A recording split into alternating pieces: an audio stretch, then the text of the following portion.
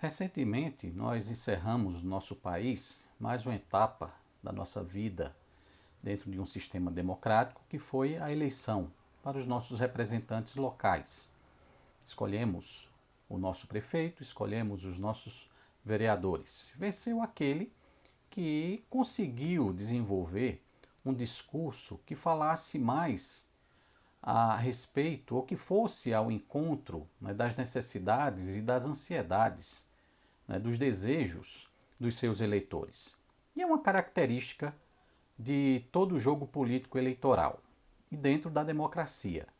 Ganha aquele que fala ou que promete atender aos desejos e aos planos, às vontades do eleitorado. Isso é característica de todo político. O político, na sua estratégia de busca pelo poder, ele vai falar aquilo que agrada ao eleitor, aquilo que o eleitor deseja ouvir. Bem diferente é a forma como Deus se relaciona conosco. Deus não fala o que nós desejamos ouvir. Deus fala o que nós precisamos ouvir.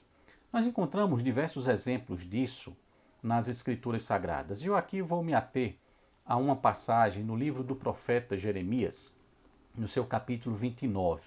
Do verso 4 até o verso 9, o texto diz assim: Assim diz o Senhor dos Exércitos, o Deus de Israel, a todos os exilados que eu deportei de Jerusalém para a Babilônia: edificai casas e habitai nelas, plantai pomares e comei o seu fruto.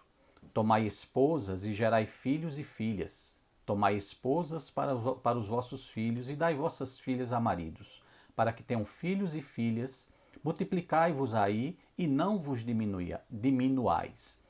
Procurai a paz da cidade para onde vos desterrei, e orai por ela ao Senhor, porque na sua paz vós tereis paz. Porque assim diz o Senhor dos Exércitos, o Deus de Israel: Não vos enganem os vossos profetas que estão no meio de vós, nem os vossos adivinhos, nem dê ouvidos aos vossos sonhadores, que sempre sonham segundo o vosso desejo, porque falsamente vos profetizam eles em meu nome. Eu não os enviei, diz o Senhor.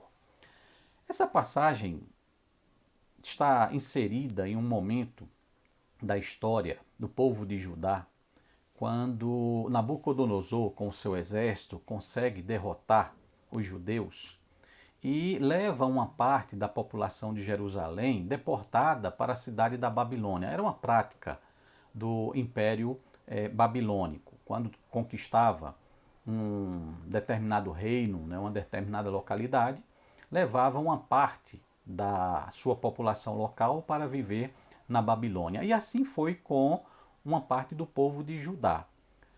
O problema é que Jeremias ele estava alertando para o fato de que profetas, adivinhos e sonhadores, falando pretensamente em nome de Deus, estava espalhando entre aqueles deportados na Babilônia a mensagem de que, de acordo com Deus, logo logo o povo, ou a parte daquele povo, voltaria para Jerusalém. Que não se preocupassem, porque eles, sendo o povo de Deus, logo logo Deus agiria de modo a que aqueles deportados voltassem para a sua terra natal. Mas o plano de Deus para o seu povo não era esse. Deus já havia falado através mesmo do profeta Jeremias de que aquele exílio que havia começado, ele demoraria 70 anos. Mas o que aqueles falsos profetas, adivinhos e sonhadores diziam aos deportados era que não, que muito em breve Deus faria com que eles retornassem para Jerusalém. Então Jeremias tem que escrever, e aqui é uma parte da carta que Jeremias escreve àqueles deportados, dizendo: olha, vocês vão fixando vida aí na Babilônia, vão se casando, vão construindo uma rotina, orem pela paz dessa cidade, porque não vai ser agora que vocês retornarão.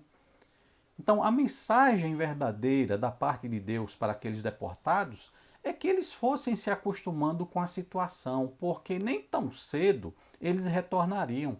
E muito provavelmente boa parte daqueles deportados não sobreviveria o tempo necessário para conseguir retornar a Jerusalém, porque o tempo passaria 70 anos, não eram 70 dias. E então muitos daqueles não conseguiriam novamente pôr os pés em Jerusalém. Mas o desejo daquelas pessoas era de retornar, porque eles foram levados cativos, eles foram deportados à força, não foi pelo seu próprio desejo. O que eles mais ansiavam era retornar a Jerusalém. Mas a vontade de Deus não era essa. E isso nos aponta para essa verdade de que quando Deus tem algo para nos falar, a fala de Deus ou a palavra de Deus para nós nem sempre vai ser de acordo com o que nós ansiamos, com o que nós desejamos, com o que nós sonhamos. O compromisso de Deus é com a sua vontade, o compromisso de Deus é com os seus propósitos, com os seus planos. Não com os nossos sonhos, não com a nossa própria vontade, não com o nosso próprio desejo. Se nós queremos ouvir a voz de Deus, se nós queremos ouvir o que a palavra de Deus tem a nos dizer, nós devemos estar com o coração preparado para que aquilo que Deus falar, nós entendamos que seja a vontade dele.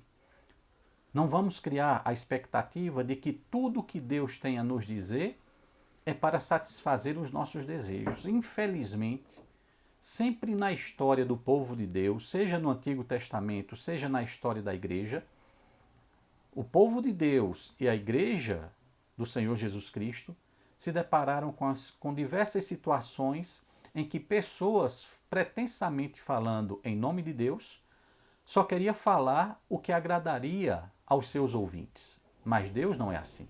Deus fala a nós o que é necessário para nós. Deus não fala para nos agradar. Deus fala a verdade para cada um de nós. Que estejamos preparados para isso. Que estejamos prontos e com o coração aberto e humilde também para poder receber a palavra de Deus e o que Deus tem a nos falar. E muitas vezes tenhamos certeza disso, de que o que Deus tem a nos dizer vai ser duro. Vão ser palavras duras de serem ouvidas, mas palavras duras e necessárias. Deus pode nos falar de acordo com os nossos desejos, pode muito bem, mas Ele não é obrigado a falar sempre dessa forma. Deus sempre vai nos falar o que é necessário para cada um de nós. Queremos ouvir a palavra de Deus? Queremos aprender o que Deus tem para nós? Pois estejamos preparados para ouvir, seja elogios, mas para ouvir também palavras duras, no entanto, necessárias. Que andemos humildemente com o nosso Deus, sempre dispostos a ouvir e aprender a verdade que Ele tem para nós. Que Deus nos abençoe.